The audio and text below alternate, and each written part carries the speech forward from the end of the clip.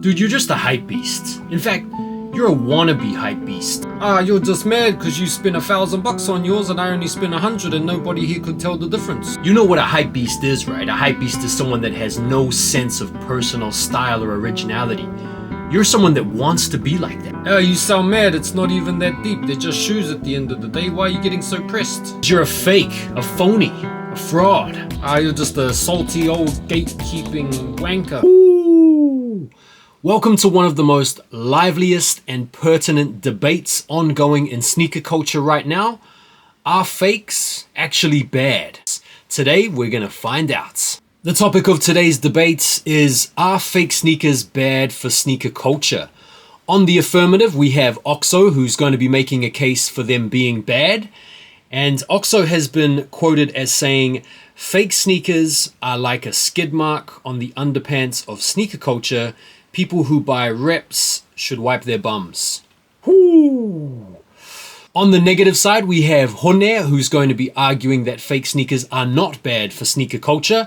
Hone has been quoted as saying, fake sneakers are fine. People that hate on reps are just mad because they overspent on a shoe that you can barely tell the difference between. It's not that deep. So, those are our characters. Those are our debaters. We're going to be going through 2-minute opening statements and then a series of rebuttals, some open discussion, and then some closing statements. And without any further ado, let's get into the first round with Hone and his opening statement. Over to you, Hone. Oh, yeah, just let me know when I'm on. Oh shit, you started the timer already. Should I go? Okay, cool. Hey everybody, my name's Hone. And yeah, I'm just going to talk about why fake sneakers are good for sneaker culture. Basically, sneaker culture is about buying and wearing and enjoying the sneakers that you like. And so what fake sneakers do is they actually empower this idea by giving access to a market that's inaccessible to a lot of youngsters or to a lot of people that don't have a lot of money. And it enables them to buy the sorts of sneakers that they wouldn't otherwise be able to buy because of greedy resellers and botters who basically take advantage of the demand for sneakers, and they buy up all these pairs and then they hoard them and then they sell them at these massively inflated prices that most people can't afford. And so reps actually give an opportunity to these people to buy the sneakers that they like because they genuinely like the design. So yeah, fake sneakers basically make sneaker culture more accessible to people that have been sort of priced out of the opportunity by people that are more greedy. So yeah, that's my first point, I suppose. The thing is also is that like fake sneakers are so good these days, like you can barely tell the difference between like a real and a fake shoe. So it kind of like begs the question, why would you spend $1,000 for a shoe that looks exactly the same as $100 pair of sneakers, especially when you're not in a financial position to be able to buy it? So yeah, I think fakes are really good for sneaker culture because they enable more people to get access to the kind of stuff that they really like and they really like the design of. So yeah, that pretty much concludes my opening. Is that enough, bro? Yeah, oh yeah, nice shot, chair, bro. Me. Thanks for that, Hone. We're now going to kick it over to Oxo for his 2-minute opening statement. Good to go? All right, cool. First of all, fake sneakers are produced illegally. So in saying that they're good for sneaker culture, we're effectively saying that illegal things are good for sneaker culture. That doesn't follow for me. For me, fake sneakers foster an incredibly toxic mindset of disingenuity, dishonesty, delusion, and entitlement. Fake sneakers poison the legitimate market. Nowadays, collectors are so reluctant to spend money on the resale market for fear of getting scammed for fakes. And that's owing to the proliferation of so many more fake sneakers over the past couple of years. Let's not forget that fake sneakers result in hundreds, if not thousands of people getting scammed every single day. And scamming, illegality, immorality have no place in sneaker culture. Sneaker culture is about accepting that you can't always get what you want. People that buy fakes think that they should just have what they want simply because they want it or they like the design. That's not the attitude of someone that's really caught up in sneaker culture. That's the attitude of a toddler. That's the attitude of a kid. And what we want in the sneaker culture is progressive mindsets with people that are mature enough to be able to take an L, to be able to move on, and to be able to go without. Exclusive kicks should be celebrated as being exclusive. If they weren't to be celebrated as being exclusive, then there would be nothing special about them. And if there's nothing special about them, then why are we even caught up in sneaker culture? So if you're buying fakes, you're enabling more of these scams to take place, and you're taking away from the specialness of sneaker culture, and that's why fakes are bad. All right, a couple of very spirited opening statements. So we're going to kick it back over to Hone now, where he's going to have a chance at his first rebuttal. Yeah, so you said the fakes promote dishonesty. So let me just ask you, hypothetically, what's so dishonest about someone who genuinely likes the look of something or likes the design of a shoe, but genuinely can't afford to go about getting the sneaker? Are you saying that if they can find a different way to get the exact same looking thing, they shouldn't do that? And if they do that, that's therefore dishonest? Yeah, that doesn't seem to match up for me. Sorry, bro. You know, also, I'd argue that there's more honesty about people that buy fakes because they actually want to buy them to wear them and not just like put them on display or put them on a shelf to gather dust. So yeah, you're kind of wrong there. You also said that fakes poison the market. Yeah, sure, there's a few bad eggs that might try and sell fakes as real, but most people in the fake community actually look down upon that behavior and quite openly vocalize their opposition to that. So I think to suggest that everybody that buys reps are scammers is fallacious. Yeah, fallacious on your part. It's known as hasty generalization fallacy. So yeah, that point stink. You also said that people should respect sneakers enough to keep them limited, but how come Nike just can't produce more sneakers knowing that the demand's going to be super high? So I think you're mad at the wrong people there. You should really be casting your aspersions on Nike for not producing enough supply to meet the very obvious demand. So yeah, that's another one of your point that's been struck down, bro. So let's kick it over to Oxo for his 2-minute rebuttal now. So you said, why would I pay 1,000 when I could pay 100 for the exact same kind of looking thing, right? So why would I not just pay $10 instead of $100 and go down to my local charity shop to get a similar looking shoe? It's a shoe, it's got fabric, it's got a swoosh on it. You see how your money argument doesn't really stack up? If it really was just about money, then you could go a lot further than spending $100 on some fake shoes. You talk a lot about liking the design and you like the colorway or whatever, you know. But let me ask you, how come it is that all of your most popular fakes are all the most hyped up sneakers? All of the most popular fakes are the highest performing resale models. Are you not just then necessarily conceding that your taste is solely aligned to the resale prices and the fact that you can't cop the most limited sneakers?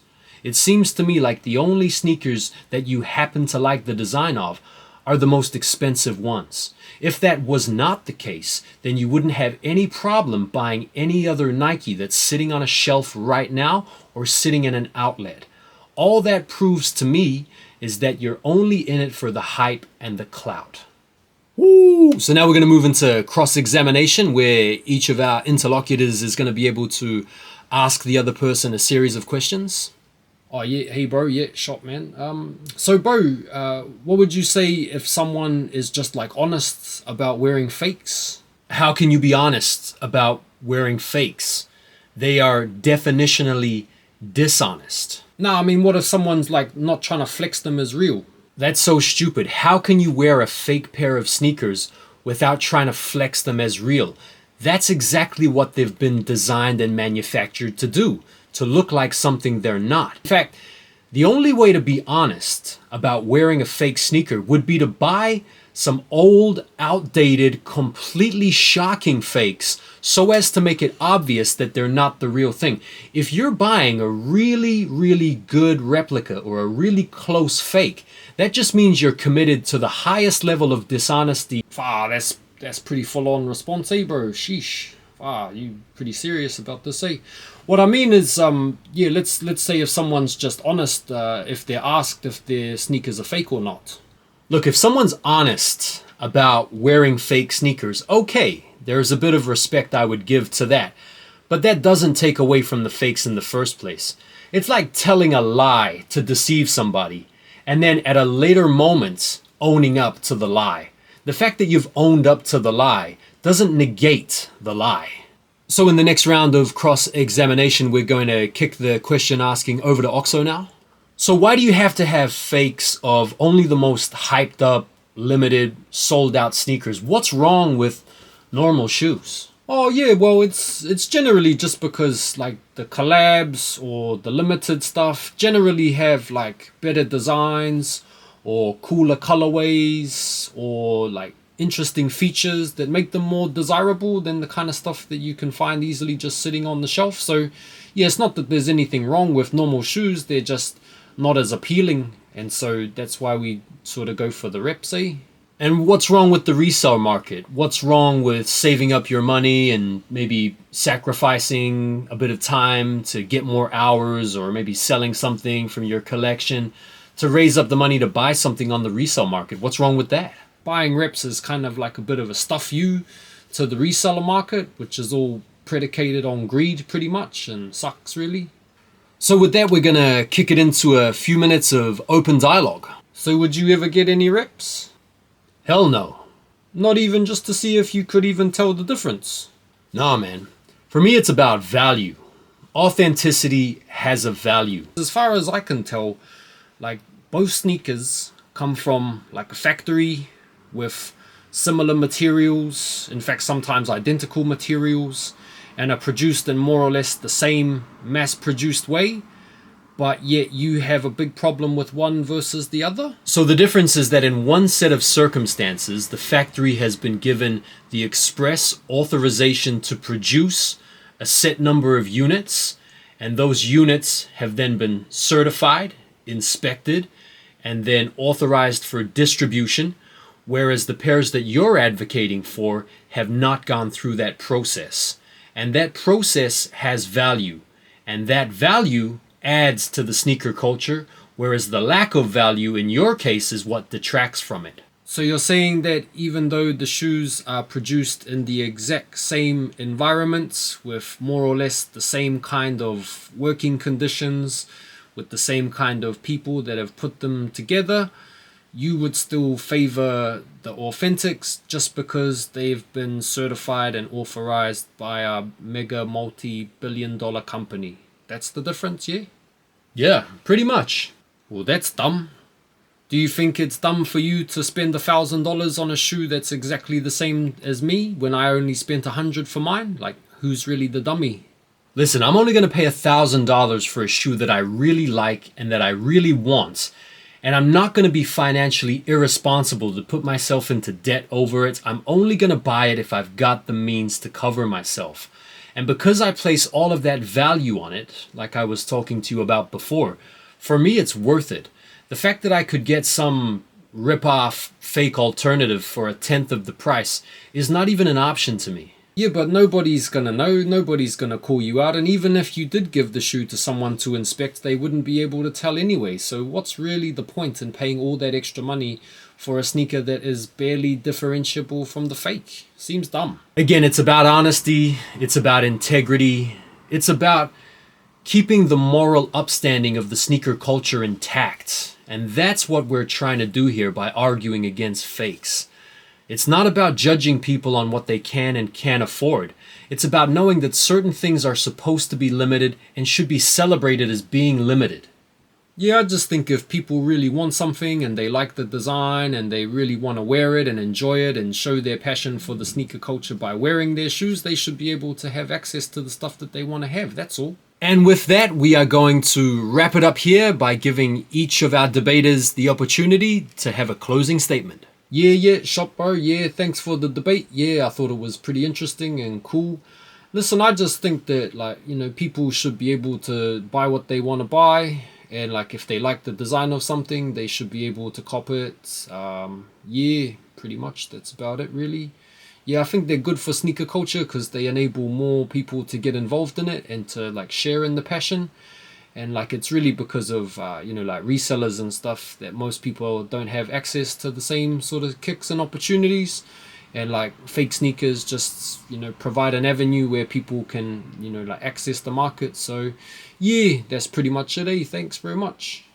Thanks everybody for listening. Thanks to Hone for a great debate. So fakes are bad for sneaker culture because they result in so many people getting scammed every day. One of the coolest things about sneaker culture is actually celebrating what you don't have as much as celebrating what you do have. Fake sneakers take away the specialness of exclusive and limited and rare sneakers. When I see someone wear incredibly rare sneakers, I don't get envious. I get excited. I want to go up to that person and talk to them and ask them, how did they get them? What did they sacrifice? What kind of connections do they have? Or what kind of stuff did they go through to get that sneaker? When I see someone wearing a pair of fake Travis Scotts, I don't care that they just had to go onto a website or do a currency conversion or wait 4 weeks. That to me is not special. That's what cuts against it. And that's what makes me dislike it. And that's why fakes are not good for sneaker culture. They dilute it and poison it.